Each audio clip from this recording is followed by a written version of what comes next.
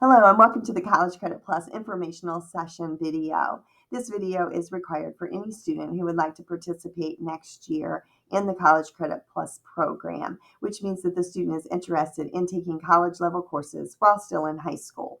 We do ask that a parent stay with the student for the viewing of this video so that they're really well informed about all of the pros and cons of the program. So let's get started. My name is Julie Samlow. I serve as your CCP coordinator here at Teays Valley High School, and I'm excited to share some information with you regarding CCP.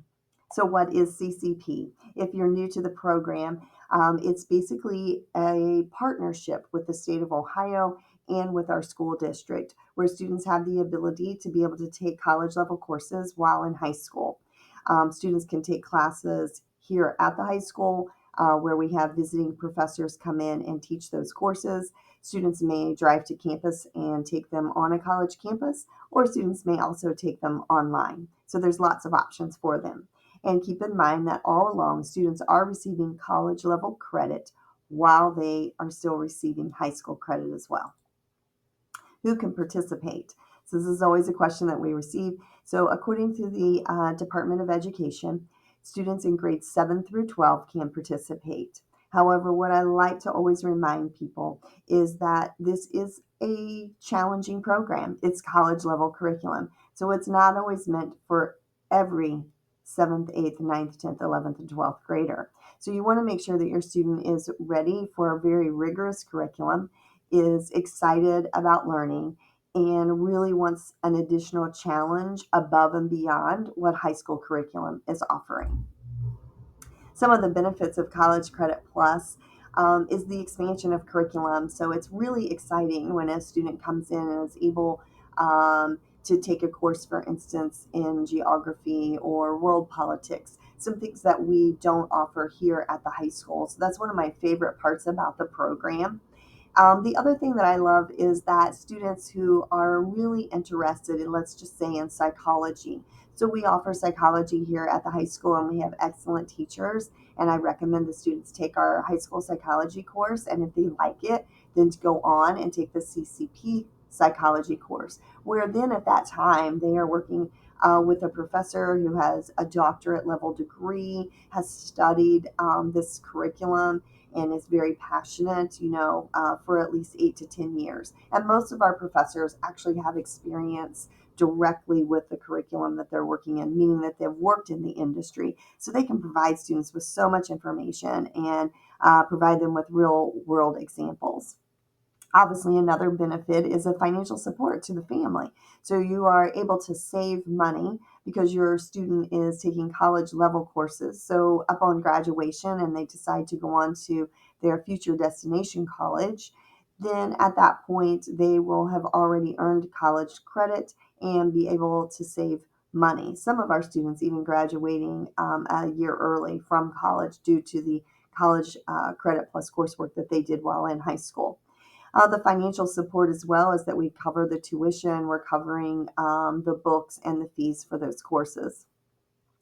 I also love the fact that our students get to work with professors, learning how to advocate for themselves.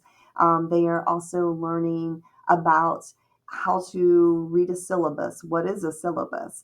And what we're finding is that our students who then graduate, go on to college, are no longer having what we call those freshman jitters or that freshman adjustment period because they've already had that experience while in high school. They know how to advocate for themselves. They know how to read a syllabus. They now also know how to use all the online portals that the colleges use to be able to upload their paperwork and their research.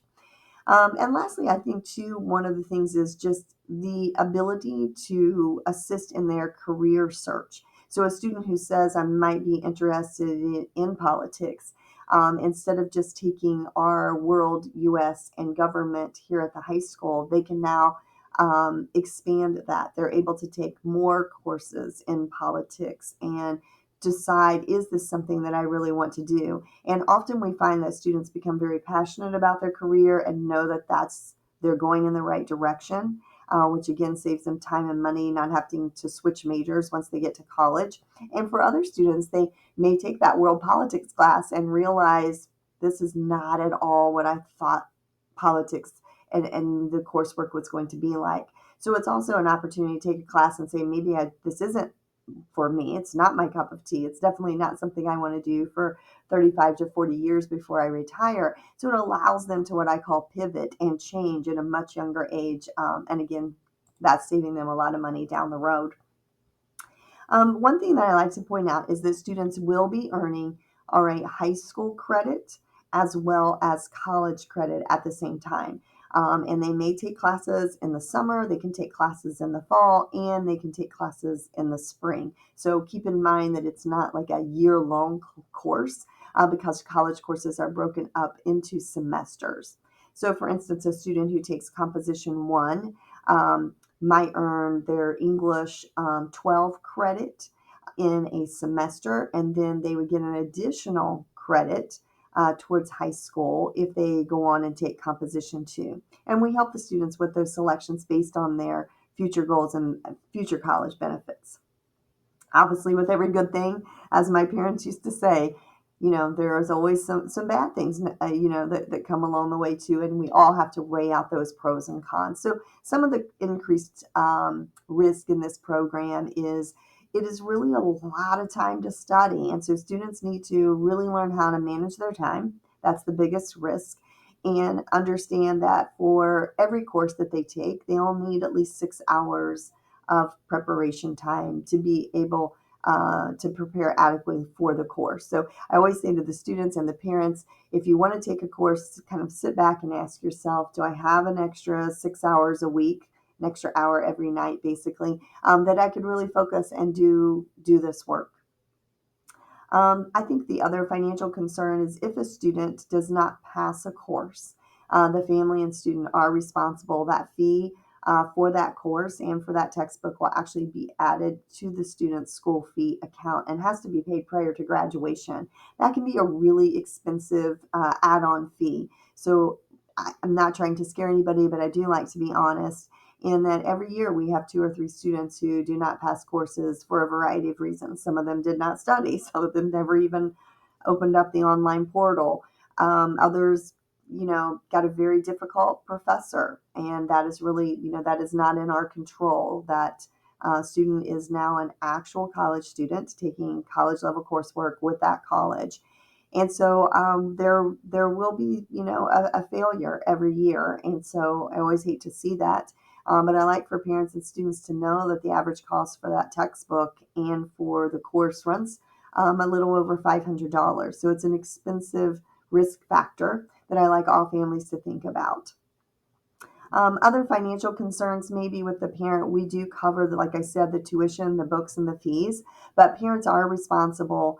If your student goes to a college campus, you are responsible for paying for the gas, food that the student may need while they're eating on campus, and for any parking fees associated with that campus.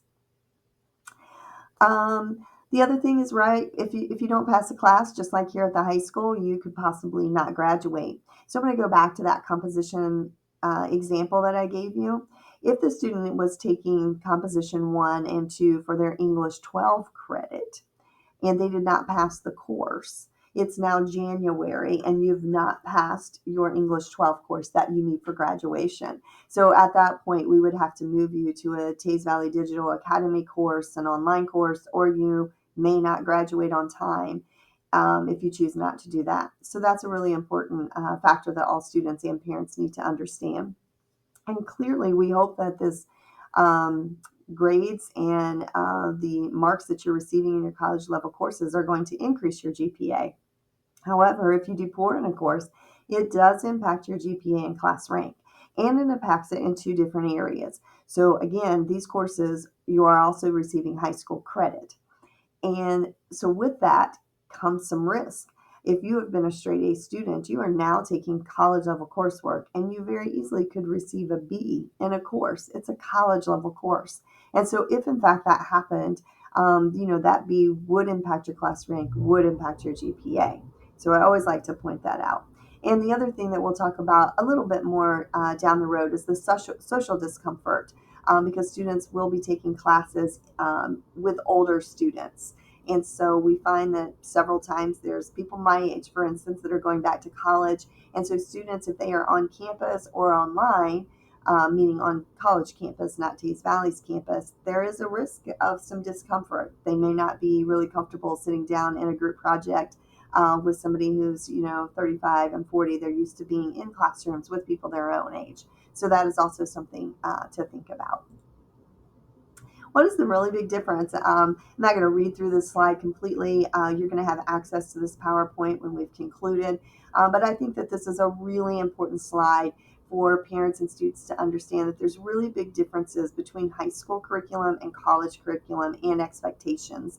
And so one I like to always point out is oftentimes here at the high school, there are several homework assignments that are graded, there's projects, and we typically give a quiz or a test every 2 to 3 weeks as a check-in, right, to see how that student is acquiring the information.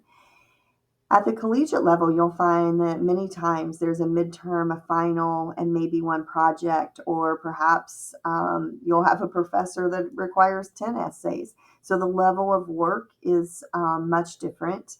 And for those professors who choose to have 3 exams and that's all, the student doesn't have time to, quote, make up if, their grade if they did not do well on that first exam.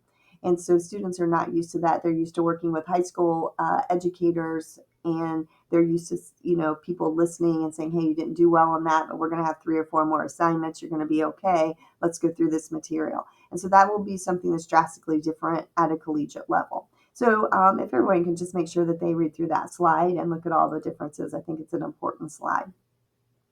I also like to always point out that the student is responsible for all academic requirements. Parents are not allowed to attend college classes. There are no parent-teacher conferences. The student is now in college. And so parents, you do not have access to their information. The student can always log in, and I encourage them to do so. I encourage parents to be an active participant. Have your student log in. They can pull up in their college portal their grades and how they're doing in their class. So I do think that that's important so that there are no surprises from, at the end of the semester. As far as your counseling team and your teaching team here at the high school, we do not have access to that information. I cannot tell you how your student is doing. That is all housed at the college, all of that information. And parents, you are not allowed to contact the college and ask information about how's my student doing in class, did my student turn this paper in, those types of things. The students are now in college. They are treated as an adult as well as they should be. I also like to mention that parents are not allowed to loiter or hang out on a college campus.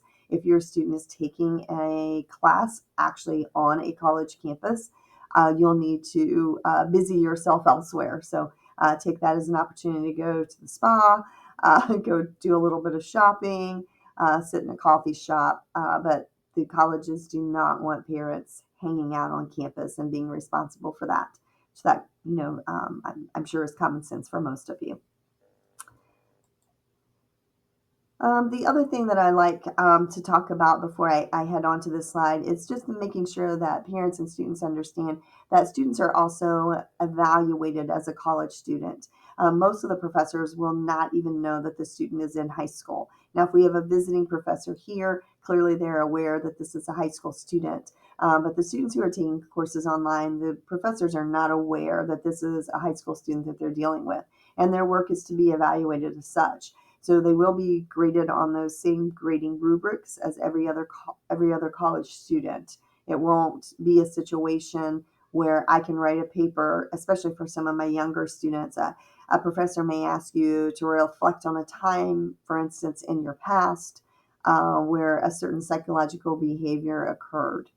And if I'm 11 and I'm trying to write a 6-page research paper on that, my life experiences are pretty slim at this point.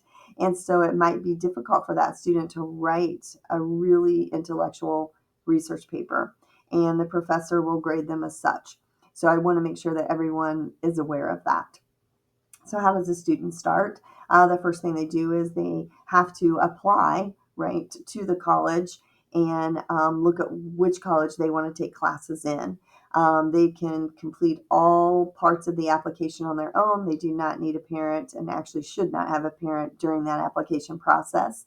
And then each college has their own separate application, and the student is responsible for knowing what that college's expectations are regarding if an essay is required, if letters of recommendation are required. Some do not require any of those types of things, and others are very strict and require that information.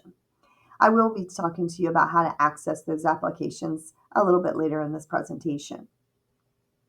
Please keep in mind that students must meet the individual requirements of each college that they are participating in. The high school has nothing to do with whether or not the student is accepted or not accepted into college. The college looks at the student's application just as if they were reviewing an incoming freshman for their college for that school year. So they make sure that the playing field is very leveled. Some colleges, for instance, Ohio State, does still require testing. And so you want to make sure that you're reading all the important cues as to when do I take my test. Some of them will require an AccuPlacer test, others will require the ACT, and you'll have to have all of that information completed if that college is requesting it by May 1st. We talked about this a little bit earlier, but where can a student take courses? After they've been accepted, students obviously have the ability to take courses online on the college campus, again, or here at our high school. I also encourage students to apply to more than one college. Excuse me. Students may be able to take classes, but we'll just use our high school as an example. We partner with Columbus State, and we partner with Ohio Christian University here in our building. And so we have visiting professors from both schools, and students can apply to both of those. I encourage them to do so that they have options when we go to schedule and that they've been accepted to both. You'll want to make sure when you're filling out that college application that you absolutely choose option B. And the reason for that is option A is for a student who decides to self-pay and does not want the information listed on their transcript. I only dealt with that in one situation where a parent was concerned that their child may get a B, and that would drop them out of the race to be ranked number one in the class. And so option A allows a parent to pay for the college courses themselves, and then the information will not be on the high school transcript. Option B allows a student to take the classes with the school district and with the colleges, and we pay for, again, tuition and books and fees. So option B is probably what about 99.9% of you will want to do. The FERPA is the Family Educational Rights and Privacy Act. All students will complete a FERPA as they are getting ready to schedule and enroll into coursework. They actually cannot be scheduled for their classes until they've completed a FERPA. We help them with this process as well, and some of the colleges will send it to them through an email. And basically what the FERPA is this protects the student's educational records. So parents need to have permission from the student on this form if they want to be able to ask the college or speak to the college about a general question. So again, you can't call parents and ask, what's my student's grade? Did my student turn in the paperwork? Who's my student's professors? Those kinds of things are not allowed. But you might have a general question if I'm not able to answer it. If you're located on the student's FERPA, that means that the student has given you permission to call and ask. I do encourage students to always put down one parent in the event that they become very ill. Could be in an accident, all kinds of things that we've dealt with in the past, and this allows them to call the college and explain to the college what's going on. The impact of the grade towards graduation, we spoke a little bit about that before. And what I do basically now on these next few slides, which I'm not going to read to you one by one, again, is your responsibility as a student and parent to make sure that you have read the PowerPoint and all of the information. But what I do here is I explain how these credits impact graduation and your class rank. And so it's what we call transcripted credit. So anything that a student is earning is a part of their permanent record on their transcript. And that transcript will stay with them while they're in college. And then even, later in life, if they decide later to go back to school and get a master's degree, when those courses are asked to be reported, the transcript, when it's requested, all of your high school classes that you took perhaps at Columbus State or High Christian will also be listed. So keep in mind, it is impacting your GPA at college, and it's also impacting your GPA here at the high school level. The biggest thing that I like to point out with this is that um, if a student, for instance, takes a biology course on a college level curriculum and perhaps gets a C in that course, if that happens and that student later wants to apply to med school, that can impact, right, their application for admissions to really competitive programs.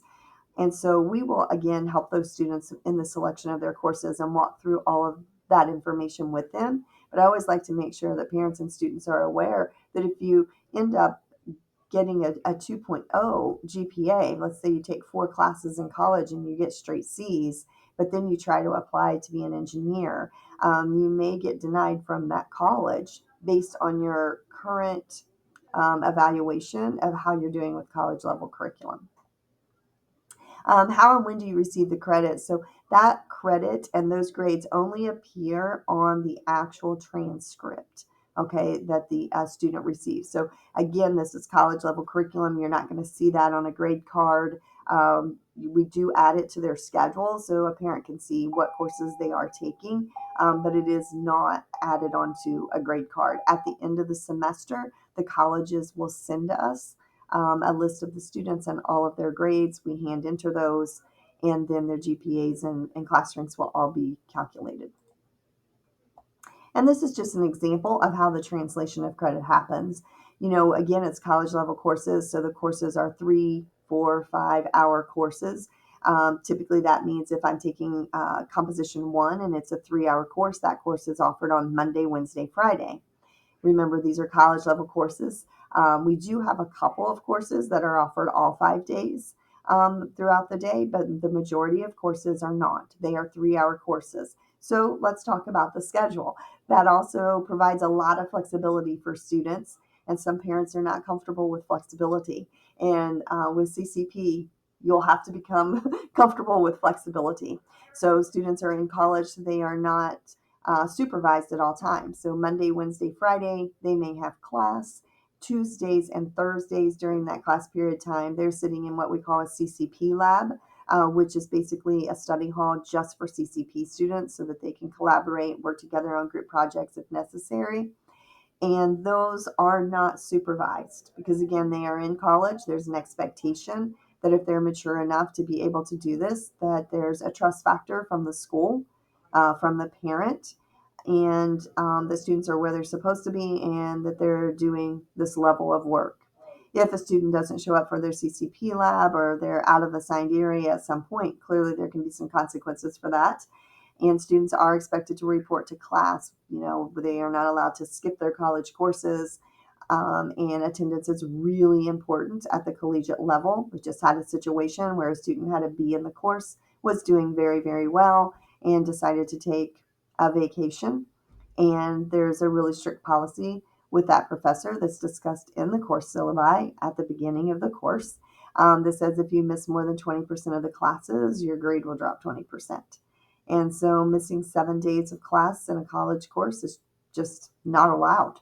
And so there is no such thing as excused absences and unexcused absences at a collegiate level. Students and parents need to make sure that they're aware of such policies for each school.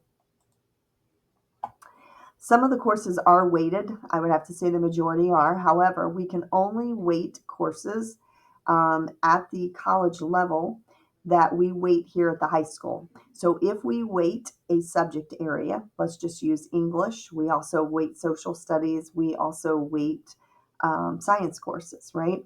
And so students, for instance, who are taking honors chemistry would receive an additional 0.05 weight. And so if you take a science course at the collegiate level, you too would receive that weight. You would receive that 0.05. I have some slides that kind of describe what that looks like and the impact of the weighted GPA. So as you can see, we have students who are taking CCP and TBHS classes, and this group of students here taking similar courses but not weighted. So just some samples for all of you to look at. Here's how the GPA calculation works. And again, this is another slide just going over the financial information. Students are responsible for ordering textbooks unless they're taking the class here on our campus. And so if they are taking their classes here on our campus, I will order their textbooks for them and make sure that those are shipped in, and they'll get them in their classroom the first day of class. If a student is taking a class on a college campus or online, they receive emails from the colleges providing instructions as how they are to order their textbooks, and the school district will be paying for those. At the end of the semester, the student is responsible for returning the textbooks back into the school counseling office. Otherwise, they will be charged for the book, because at this point, the district owns those textbooks since we have purchased them. We also like to reuse textbooks to save money if at all possible. This is another slide. Please take time to read through that. Again, it's about filling a college level course, understanding the responsibility is on the student and parent at that point financially, and the delay of graduation requirements. I put this slide in here 2 times because I want to make sure that everyone understands that. There are lots of support services for students on college campuses, and so often I find our students don't take advantage of those, and so I really encourage them to do so. They'll have a college advisor at their collegiate campuses, whichever one they choose. If they choose to go with multiple, they'll have multiple college advisors. These are folks who work in the industry, who are really well educated on what courses are necessary for a specific degree. And so most of our students are taking what we call our general education courses to try and kind of get rid of those so that when they go to college, they're actually focused just on the courses that are for their degree. So if I'm going to be an engineer and I know that I need a psychology and an ethics course and a composition course, I try and take those courses so that then when I roll into my destination college after graduation, I'm actually focused just on my engineering coursework. So lots of advantages to that is because the student may not have to take 6, 7 courses every semester because they've already taken care of some of those gen ed courses. So there's lots of options. They could graduate a year early, or it could also just help reduce the amount of classes that they have to take each semester, which allows them more study and focus time on the classes towards their major. Other things I like to point out is that each college has support services. They have labs, they have math labs, writing labs, and the students have access to all of that. They can also go to the library. All of that information is available to them, all of those resources, and we encourage them to use them. Can I participate in athletics? Absolutely. And so you still must meet the requirements from OHSSA. You have to be taking 5 units. CCP classes count as 2 units. So technically, a student could take 3 CCP courses, and that would count as 6 units to be eligible. However, we do not advise that. I know when I'm working with students, I make them pick up an extra one because in the event they do not pass a course or they decide to drop a course, then they're not eligible for athletics, and that can impact the entire team. So it's not just always about them, but also what's best about the team. For instance, if they would become ineligible because they're failing a CCP course, the team would have to forfeit games that they have participated in, and that can, obviously affect our school records as well as the rest of the students on the team. So we work real closely with our athletes. So here's that slide again about social context, and just as a reminder that your student is taking college level courses. They're taking them online, they're taking them on a campus, and so there's college level curriculum has adult content that it will not change. That's not going to change. These courses are written for adults, and so students need to be mature enough, and parents need to make sure that they're comfortable making that decision with their students. And so sometimes we'll have a parent come back and say, I wasn't comfortable with this book, or I wasn't comfortable with this topic. However, that those are topics that are covered, for instance, in English or in psychology. And so it's important that parents understand that it is adult level curriculum, and they will not have an option to read something different or to have an alternative assignment. That does not occur at the collegiate level. Beyond the classroom, things that I like to make sure that you're aware of, again, is safety. If you're taking a class on campus, I really advise that you sit down, you speak with your student, and you make sure that you are all very comfortable with where they're walking in a parking lot, what direction they're to drive, where they're going to park, and if they're going to do study groups with a group of individuals, whether they're taking an online class or an on college campus course. It's important that you have those conversations up front about what your expectations are. It is very common for a group of college level students to say, hey, let's go over to my apartment and we'll study, or we'll get this presentation put together so that we can practice. And that's typically, 95% of the time, all well and good and no harm done. But you have to make sure that you're comfortable, that your student is with other people that you're not as familiar with, and they're going to be meeting new friends.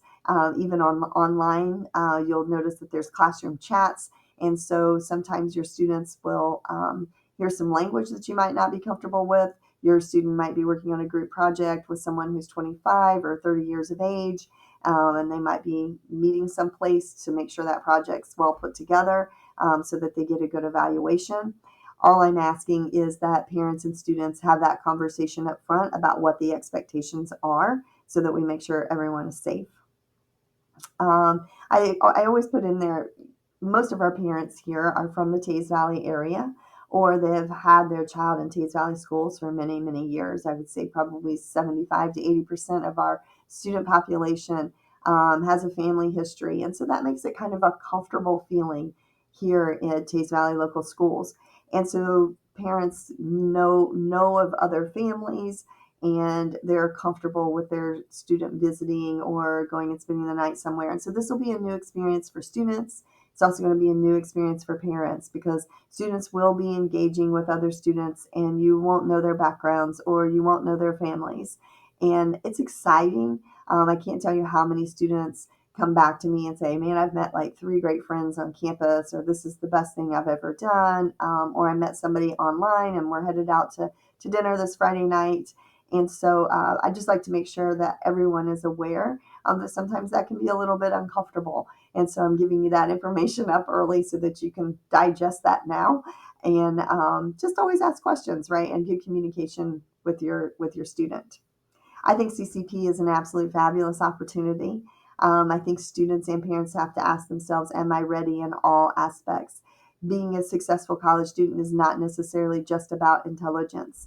It's about, am I mature enough? Do I manage my time well? Am I able to do this work on my own without any parental supervision? Those are the questions that are really important to make sure that you're successful. A couple of things in closing before we move on is I do like to make sure that parents are aware, and students, that classes that are taken through CCP, we always get questions regarding CCP coursework and valedictorian status, or top 10 status. How will I be number one? All of that information is laid out in our course handbook, but I do like to address it before we move on. And students who are taking college level coursework or coursework here at the high school, those honors and awards that are received during the senior year are calculated after what we call the 7th semester. So after the first semester of your senior year, that is when we determine our valedictorian status.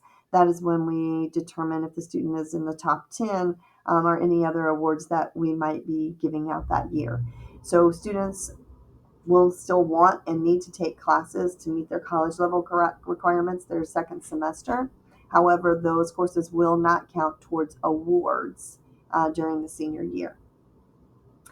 There's 6 action steps that needed by each student to participate. And the first one is you have to say that, yes, I've watched this video or I attended the in-person meeting, and you'll need to complete the intent to participate form. All of this information, by the way, is housed in our CCP Schoology course. And I'll share with you that there is a checklist that was provided and will continue to be provided. You'll need to join the CCP Schoology group, and after you've completed that, you will be able to access all of these forms as well as a copy of this video, the PowerPoint slides. I will also have links in there for if you want to apply to Columbus State. It will have a Columbus State folder and it will say apply here. So all of your information and all communication is ran through our CCP Schoology course group. It's imperative that students and parents make sure that they have put in the course code to be able to become a member of this course if in fact you want to participate in the program next year. So these are some things that you want to make sure of. These are your 6 steps.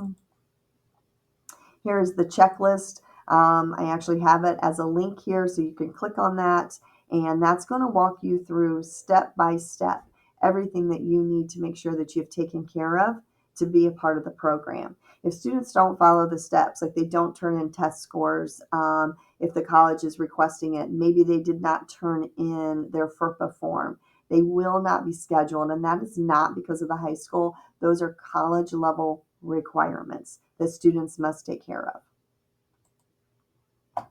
Admissions decisions are completely decided upon from the college. The high school has nothing to do with whether or not a student is eligible or if the student in fact is going to be able to participate in the program. That'll be up to the college, and the college will communicate with the student. So it should be a student email that is used, not a parent. That will not end well for you if you put in a parent email, because parents, the professors will be emailing students and needing to contact them. So it needs to be a student email on the application. Colleges will communicate via email whether or not you were accepted into their program. Once you've been admitted, and the majority of you will be without any problems, you probably would not be watching this video because, again, this entire program is for students who are looking to challenge themselves, take college level coursework while in high school, and increase the rigor of the educational experience that they're having right now. And so once you've been admitted, students will receive from Columbus State, for instance, a Cougar ID.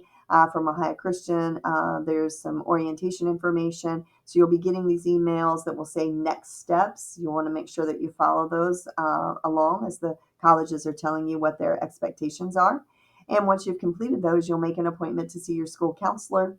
The links are all provided in the coursework in the CCP Schoology courses. And so students click on that and can make an appointment to schedule for their courses.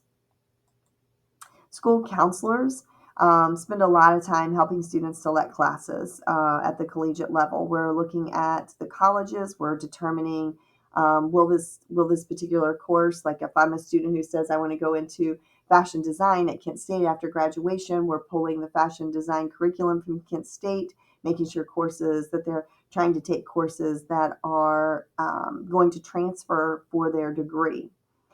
We can't guarantee that we'll ever be 100% accurate. However, there are some websites that I encourage you to use, and those are a few slides away here.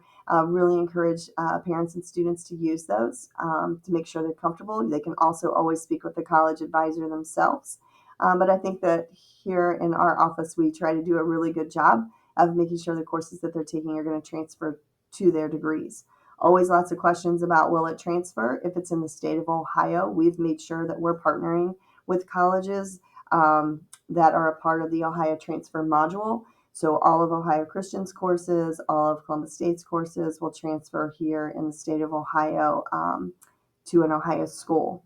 I would say right now we are at about an 80% transfer rate, even with our out-of-state colleges. We have a few. Our Ivy League schools do not accept CCP credit for the most part. And there are a few other schools in Pennsylvania and Florida that are a little bit picky and only allow certain classes. So we work with the students on that information. I still think the program is beneficial. I had a student going to an Ivy League school who spent all 4 years taking college level coursework. And what that student has shared is that it really prepared them for the rigor of the Ivy League school that they were attending. because they were taking much rigorous courses while they were in high school versus just high school curriculum. So I still think it's beneficial, even if some things don't transfer in out of state seamlessly. The student is responsible for scheduling, not the parent. We do not accept email requests. Can my student meet with you? That is not something that, quite honestly, that we can handle the influx of those types of emails. So we do have links. Students know how to use them. They've been making appointments with us about a variety of other things. Those are the students, again, will use the link, which gives them access to our calendar, and they make the appointment for when it's convenient for them. How many college credit hours can I take? This is the state formula. I'll let you read through that, but there is a limit on how many college courses a student can take, determined by how many high school classes they're also taking at the same time. So I'll let you look through some of that so that you can see the examples of the calculations. We help the students with this process when they're in registration and when they're in the appointments. There are always pathway options. So for students who want to say, I want to get 15 hours done, a semester of coursework, or 30 hours, these are some pathway options that we use as well. This is the classes that we currently offer here at our high school. And so we have Columbus State courses, we have Ohio Christian courses, and the only one that is not listed on there right now that I see is college algebra. And this is the information I shared with you before. These are links. Highly encourage you. They're free. You can set up your own account, and this will look at how does this class, if I am taking Psychology 1020 from Ohio Christian, how does that convert if I want to go to Ohio State? And so you'll select a button, and it will tell you that it transfers into Ohio State as Psych 1100. If you have not received enough information from me babbling on, please understand that you can always go to ohiohighered.org, and that is where all of your CCP information is housed for students in the state of Ohio regarding this program. This is all of our contact information and links. Feel free to email us or email your school counselor.